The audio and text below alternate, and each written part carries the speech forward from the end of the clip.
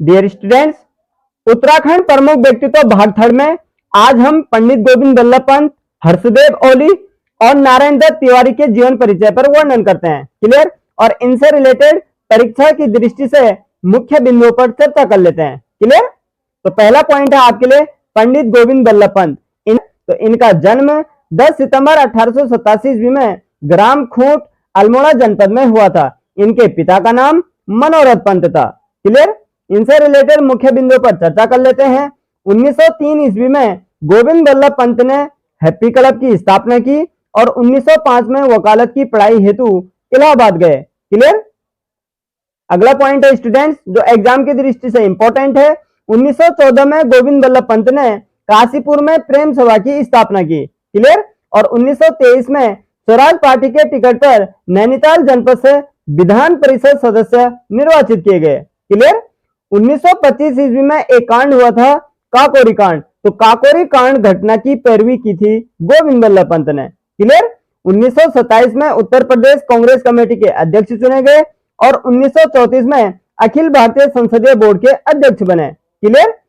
Next point है students, 1946 में उत्तर प्रदेश विधानसभा के लिए निर्वाचित हुए।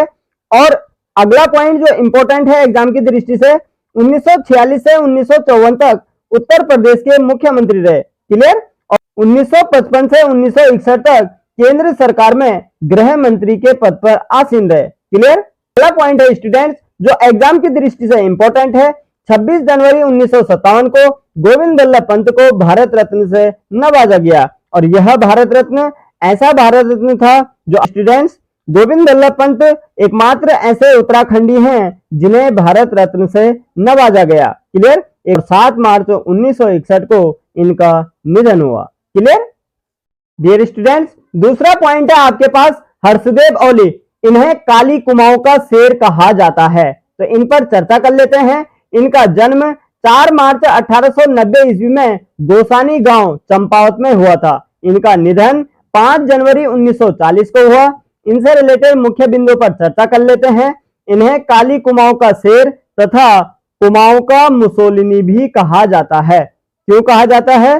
क्योंकि इन्हें ब्रिटिश मुसोलिनी के नाम से पुकारते थे। क्लियर? तो आपने ध्यान रखना है, क्वेश्चन आएगा काली कुमाऊं का शेर तथा काली कुमाऊं का मुसोलिनी किसे कहा जाता है? तो किसे कहा जाता है? हर्षदेव ओली को। क्लियर? ब्रिटिश इन्हें मुसोलिनी नाम से पुकारते थे। क्लियर? अगला पॉइंट आपने ध्यान रखना है, मायावती आश्रम में इन्होंने प्रबुद्ध भारत पत्रिका का प्रकाशन किया। और डियर स्टूडेंट्स, 1919 में हर्षदेव ओली अंग्रेजी अखबार इंडिपेंडेंट के संपादक तथा उप संपादक भी रहे। क्लियर? अगला पॉइंट जो इंपॉर्टेंट है, 1924 में फॉरेस्ट कमेटी के ये उपाध्यक्ष बने। और अगला पॉइंट है स्टूडेंट्स, हर्षदेव ओली ने 1929 में कांग्रेस के लाहौर अधिवेशन में कुमाऊं का प्रतिनिधित्व किया था। क्लियर? और 1930 में जंगलात कानून के विरुद्ध सविनय अवज्ञा आंदोलन चलाया। वेरी इंपॉर्टेंट क्वेश्चन है। क्लियर? और 5 जनवरी 1940 को हर्षदेव ओली का निधन हो गया। क्लियर? अगले व्यक्ति हैं स्टूडेंट्स नारायण दत्त तिवारी। इन्हें विकास पुरुष के नाम से जाना जाता है। तो डियर स्टूडेंट्स, नारायण दत्त तिवारी का जन्म 18 अक्टूबर 1925 ईस्वी में बल्यूटी गांव नैनीताल में हुआ था। इनका निधन 18 अक्टूबर 2018 को हुआ। इनसे रिलेटेड मुख्य बिंदुओं पर चर्चा कर लेते हैं।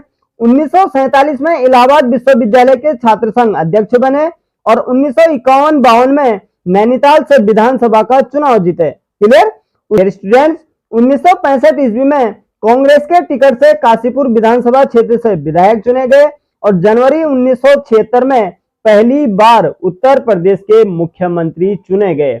आपने ध्यान रखना है स्टूडेंट्स, नारायण दत्त तिवारी उत्तर प्रदेश के मुख्यमंत्री 3 बार बने। पहली बार 1976, दूसरी बार 1984, तीसरी बार 1988। क्लियर? तो आपने 1980 में नैनीताल से लोकसभा चुनाव जीते। और डियर स्टूडेंट्स, अगला पॉइंट आपने ध्यान रखना है, 2 मार्च 2002 से 7 मार्च 2007 तक उत्तराखंड के प्रथम निर्वाचित सरकार के मुख्यमंत्री पद पर आसीन हुए। क्लियर? तो ये इंपॉर्टेंट क्वेश्चन है एग्जाम की दृष्टि से कि नारायण दत्त तिवारी उत्तराखंड के मुख्यमंत्री कब बने और कब तक इन्होंने शासन किया था। क्लियर। तो आप मात्र मुख्यमंत्री थे जिन्होंने अपना कार्यकाल पूरा किया। क्लियर। इसीलिए इन्हें विकास पुरुष के नाम से जाना जाता है। क्लियर। अगला पॉइंट आपने ध्यान रखना स्टूडेंट्स, 2007 में आंध्र प्रदेश के राज्यपाल भी रहे। क्लियर। तो नारायण दत्त तिवारी 2007 में आंध्र प्रदेश के राज्यपाल भी रहे और 18 अक्टूबर 2018 को दिल्ली में एनडी तिवारी का निधन हुआ। क्लियर। परीक्षा की दृष्टि से इंपॉर्टेंट क्वेश्चन आपने ध्यान रखना स्टूडेंट्स, इन्हें विकास पुरुष भी कहा जाता है। यह उत्तर प्रदेश के मुख्यमंत्री 3 बार रहे, पहली बार 1976, दूसरी बार 1984 और तीसरी बार 1988। क्लियर। और यह उत्तराखंड के मुख्यमंत्री कब से कब तक रहे, 2 मार्च 2002 से 7 मार्च 2007 तक, और एकमात्र ऐसे मुख्यमंत्री हैं उत्तराखंड के जिन्होंने अपना कार्यकाल पूरा किया, इसीलिए इन्हें विकास पुरुष के नाम से जाना जाता है। क्लियर। तो मिलते हैं नेक्स्ट वीडियोज में।